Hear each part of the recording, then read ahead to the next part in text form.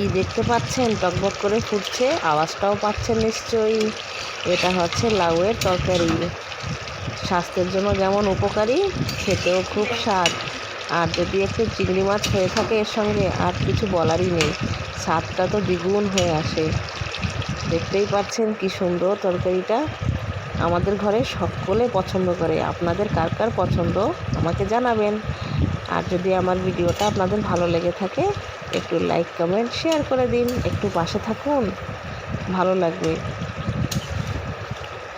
তাহলে এখন শেষ করছি, আবার নতুন ভিডিও নিয়ে আপনাদের সঙ্গে আসব। কিন্তু একটু সাপোর্ট করতে হবে, তাহলে তো ইচ্ছা হবে কিছু বানানোর জন্য, কিছু করার জন্য। সাথ দিয়ে চলুন একে অপরের, খুব ভালো লাগবে। সবাই একসঙ্গে মিলে আগে যাই। ঠিক আছে, সবাই ভালো থেকো, সুস্থ থেকো। এখানেই শেষ করছি, আবার দেখা হবে। বাই।